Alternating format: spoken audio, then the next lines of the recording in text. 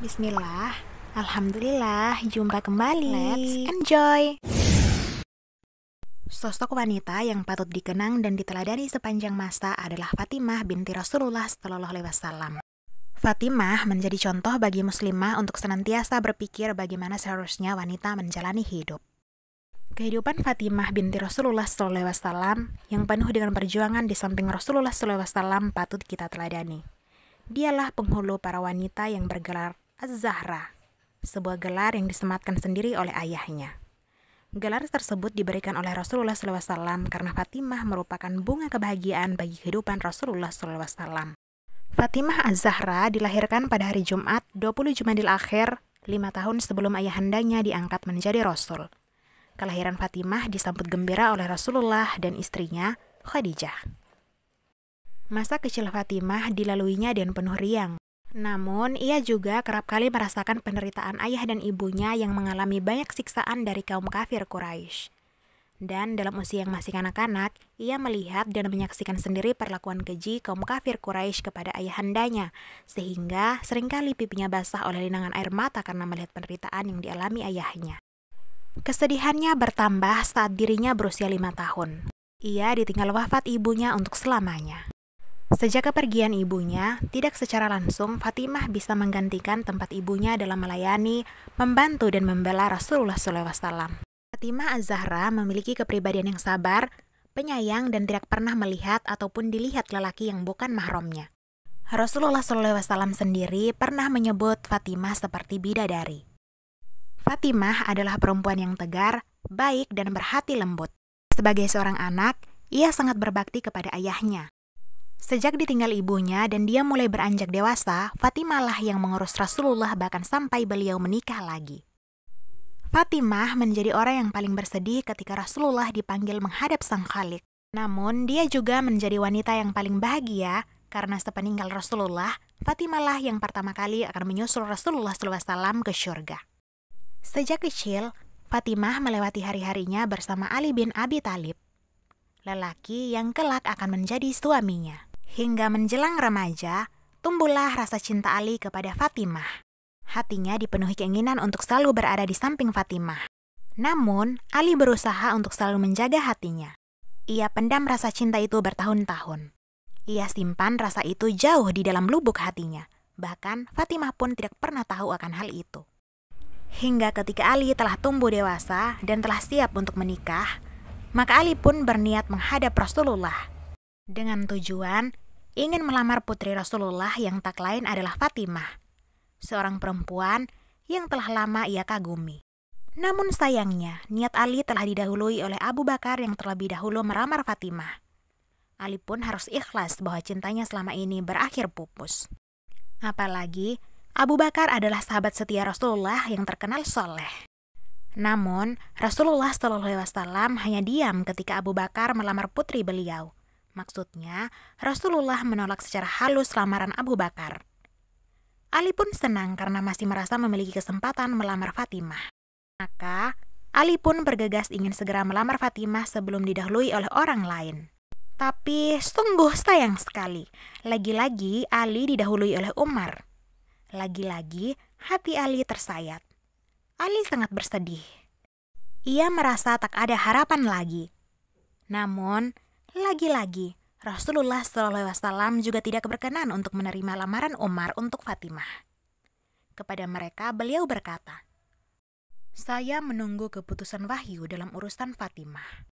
Selanjutnya, Rasulullah menerima kabar dari Jibril bahwa Allah Subhanahu wa Ta'ala telah menikahkan Fatimah dan Ali bin Abi Thalib.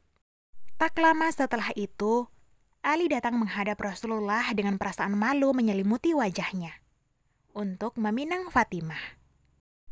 Sang ayah pun menghampiri putri tercintanya untuk meminta pendapatnya seraya berkata, "Wahai Fatimah, Ali bin Abi Thalib adalah orang yang telah kau kenali kekerabatannya, keutamaannya, dan keimanannya. Sesungguhnya aku telah memohon kepada Tuhanku agar menjodohkan engkau dengan sebaik-baik makhluknya dan seorang pecinta sejatinya. Ia telah datang menyampaikan pinangannya atasmu. Bagaimana pendapatmu atas pinangan ini?" Fatimah terdiam. Lalu Rasulullah pun mengangkat suara dan seraya bertakbir. Allahu Akbar. Diamnya adalah tanda kerelaannya. Kemudian Rasulullah menuntun Ali dan mendudukannya di samping Fatimah. Beliau berdoa, "Ya Allah, sesungguhnya keduanya adalah makhlukmu yang paling aku cintai. Maka cintailah keduanya, berkahilah keturunannya, dan peliharalah keduanya. Sesungguhnya aku menjaga mereka berdua dan keturunannya dari setan yang terkutuk." Kemudian Rasulullah mencium keduanya sebagai tanda ungkapan selamat berbahagia. Kepada Ali, Rasulullah berkata, "Wahai Ali, sebaik-baik istri adalah istrimu." Dan kepada Fatimah, Rasulullah menyatakan, "Wahai Fatimah, sebaik-baik suami adalah suamimu." Acara pernikahan itu berlangsung dengan kesederhanaan. Saat itu, Ali tidak memiliki sesuatu yang bisa diberikan sebagai mahar kepada sang istri, selain pedang dan perisainya. Untuk menutupi keperluan mahar itu, ia bermaksud menjual pedangnya. Tetapi Rasulullah SAW mencegahnya karena Islam memerlukan pedang itu dan tidak setuju apabila Ali menjual perisainya. Dengan mahar hanya 400 dirham, dia memulai kehidupan dengan wanita yang sangat dimuliakan Allah di dunia dan di akhirat. Bersuamikan Ali bin Abi Thalib bukanlah satu kebanggaan yang menjanjikan kekayaan harta. Sebab Ali bin Abi Thalib adalah salah seorang dari 4 sahabat yang sangat dekat dengan Rasulullah dan termasuk sahabat yang sangat miskin dibandingkan dengan yang lainnya. Namun, jauh di sanubari Rasulullah tersimpan perasaan kasih dan sayang yang sangat mendalam terhadap Ali bin Abi Thalib. Rasulullah pernah bersabda kepada Ali bin Abi Thalib, "Fatimah lebih kucintai daripada engkau. Namun, dalam pandanganku engkau lebih mulia daripada dia." Hadis riwayat Abu Hurairah. Ali dan Fatimah pun menjalani rumah tangga mereka dengan suka maupun duka. Buah cinta dari pernikahan Ali dan Fatimah adalah putra tampan bernama Hasan dan Hussein. Hasan dan Hussein adalah anak yang sangat disayangi oleh orang tuanya dan disayangi pula oleh Rasulullah, kakek mereka. Juga disayangi keluarga Rasulullah yang lainnya. Mereka berdua nantinya juga menjadi tokoh dan pejuang Islam yang sangat luar biasa. Selama berumah tangga, Ali sangat setia dengan Fatimah. Ia tidak memadu Fatimah. Cinta Ali memang untuk Fatimah, begitupun cinta Fatimah hanya untuk Ali. Mereka juga bersama-sama hidup mulia memperjuangkan Islam. Dalam mengarungi bahtera keluarga, Fatimah dan Ali senantiasa bahu-membahu dalam menegakkan tiang kehidupan rumah tangga yang selalu dilandaskan pada hubungan cinta kasih, tolong-menolong, kerjasama, dan saling menghormati. Mereka ikhlas membangun biduk rumah tangga meskipun tidak pernah luput dari keterbatasan. Banyak kisah pilu yang mereka jalani. Di antaranya, pernah 3 hari Fatimah tidak makan.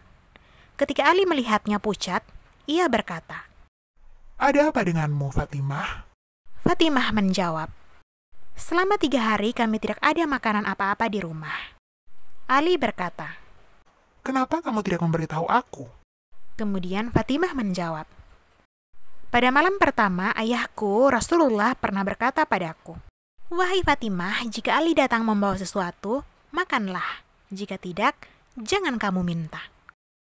Rupanya Fatimah mengerti benar posisi Ali pada saat itu. Kesibukan Ali dalam berdakwah dan berjihad membuat Fatimah tidak mau mengusiknya dengan masalah ekonomi rumah tangga, agar konsentrasi suaminya tidak terpecah. Rasulullah SAW merasa kasihan terhadap permasalahan rumah tangga anaknya tersebut.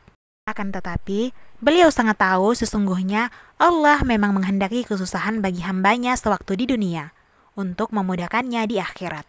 Mereka yang rela bersusah payah dengan ujian di dunia demi mengharapkan keridhoannya adalah orang yang akan mendapat tempat di sisinya. Lalu dibujuknya Fatimah sambil memberi harapan dengan janji-janji Allah. Beliau mengajarkan zikir, tahmid, dan takbir yang bila diamalkan, segala permasalahan dan beban hidup akan terasa ringan. Taatannya kepada Ali akan menyebabkan Allah Subhanahu wa Ta'ala mengangkat derajatnya. Sejak saat itu, Fatimah tidak pernah mengeluh dengan kekurangan dan kemiskinan keluarganya. Ia juga tidak meminta sesuatu yang dapat menyusahkan suaminya. Masya Allah. Dalam kondisi itu, kemiskinan tidak menghilangkan semangat Fatimah untuk selalu bersedekah. Ia tidak sanggup kenyang sendiri bila ada orang lain yang kelaparan. Ia tidak rela hidup senang dikala orang lain menderita.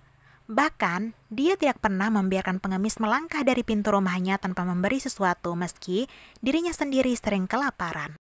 Kepergian Rasulullah SAW merupakan musibah yang sangat besar bagi Fatimah. Siang dan malam ia menangis, mengenang sosok seorang ayah yang sangat dicintainya. Kerinduan Fatimah untuk segera bertemu dengan ayahnya semakin menyesakkan dadanya. Bahkan kian lama kesedihannya pun semakin bertambah. Badannya terasa lemah, tidak lagi sanggup menahan rencana jiwanya kepada ayah tercinta. Ketika Fatimah merasa ajalnya sudah dekat, ia bercerita kepada Asma bin Umais yang hampir setiap hari berkunjung ke rumahnya. Kepada Asma, ia berkata, "Saya kurang senang terhadap apa yang diperbuat wanita jika mati, yaitu hanya ditutupi dengan kain, sehingga bentuk badannya kelihatan." Berkatalah Asma kepada Fatimah, "Apakah engkau mau aku tunjukkan sesuatu yang pernah aku lihat di Habasyah?" Kemudian Fatimah menjawab, "Coba tunjukkan." Maka dibuatlah oleh Asma keranda dari pelepah pohon kurma, kemudian di atasnya ditaruhkan kain. Begitu Fatimah melihat keranda tersebut, dia sangat gembira dan tertawa seraya berkata, "Alangkah baiknya ini, semoga Allah menutupimu sebagaimana engkau menutupiku. Nanti jika aku mati, maka mandikanlah aku bersama Ali dan jangan ada orang lain yang ikut memandikanku. Setelah itu, buatkanlah aku seperti itu." Kemudian tibalah ajalnya, sehingga Asma menyampaikan wasiat Fatimah kepada Ali. Dan akhirnya hanya Ali saja yang memandikan jenazahnya. Fatimah meninggalkan Hasan yang masih umur 7 tahun, Husain yang masih 6 tahun, Zainab yang masih 5 tahun, dan Ummi Kultsum yang baru saja memasuki usia 3 tahun. Fatimah memejamkan mata untuk selamanya setelah berwasiat kepada suaminya tentang anak-anaknya yang masih kecil. Fatimah wafat tepat pada hari Selasa, bulan Ramadan tahun 11 Hijriah, pada usia 28 tahun. Innalillahi wa inna ilaihi raji'un. Hikmah yang bisa dipetik dari kehidupan penghulu wanita sejagat ini adalah sikap tanggapnya sebagai seorang istri dalam melayani suami dan juga mengasuh anak-anaknya. Meskipun hidup dalam kesederhanaan, namun ia tetap memberikan cinta dan kasih sayangnya untuk keluarga melebihi segalanya. Meskipun Sayyidina Fatimah sudah berkeluarga, namun ia tetap mengharapkan nasihat dari Rasulullah sebagai orang tuanya. Ini artinya, dalam rumah tangga kita tidak boleh memutuskan dan mengurangi hubungan kita dengan orang tua. Walaupun sebagai istri, kita dituntut untuk mengabdi kepada suami, namun orang tua adalah sosok yang sangat penting bagi kehidupan kita. Karena tanpa orang tua, kita tidak akan ada di dunia ini.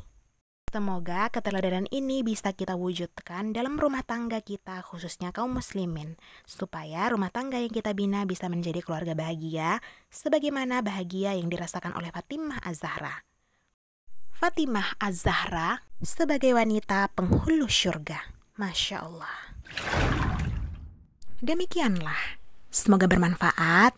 Syukran jazakallah khairan. Wassalamualaikum.